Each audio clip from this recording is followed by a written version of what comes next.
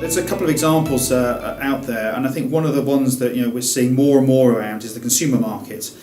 So we've been working in the automotive sector and with clients in that area, and some of the more advanced clients are thinking about GDPR. They need to be compliant about it, but they're thinking about their whole dealer network and where their strategy is going for their business.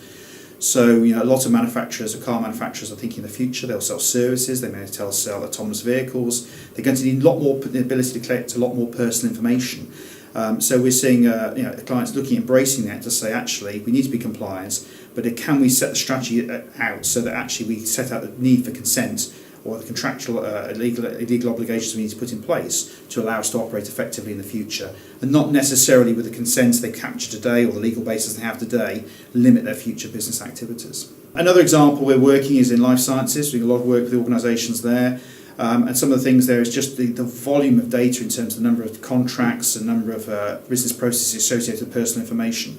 If you think about it from a life science perspective, they hold an awful lot of personal information around clinical trials. So part of the challenges there is to use technology effectively, and there is a growing technology market now to help organisations in terms of map their process inventories, understand what they have to do in terms of the privacy impact assessments, and make sure they continue to be compliant when there are changes to those processes or systems. So we're helping clients use some of the leading edge technologies in this area to make sure they're compliant in those areas. Certainly in terms of organisation and governance, we're seeing a real interest in this area. A lot of organisations are looking at whether they need a data protection officer. There are some guidelines. If you're processing very sensitive data, or if you're a government organisation, then it's pretty obvious you need a data protection officer. But a lot of organisations are still debating whether they need to have one in place. If they don't, they still need a data protection officer function, which obviously reports into the board. And what we're seeing as well from this is that the market's picking up this in terms of the services market, and we're seeing some organisations setting themselves up as DPO, data protection officer as a service. So I think we'll see that evolving in the future. So businesses at the moment, a lot of them are working hard to get towards it. A lot of clients say to me, is this like Y2K? Once you get to May, is that it done? And I think it's clear in the regulation that it sets out to be a business as usual activity going forward. So privacy really has arrived in the organisation, a little like health and safety.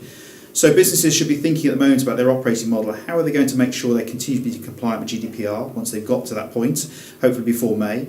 But also thinking about their new business processes that are going to surround the individual access rights. So they can anticipate getting more inquiries. Still some debate about how many they will get, but they need to understand that and think about how they're going to handle and triage those inquiries, how they're going to get the information they require to service them, and how they're going to meet the regulations that are set out there. So we talk to clients about the fact about thinking about an operating model. We have a comprehensive operating model plan, which we can help take clients through to actually show them what are the things they should be thinking about post-May.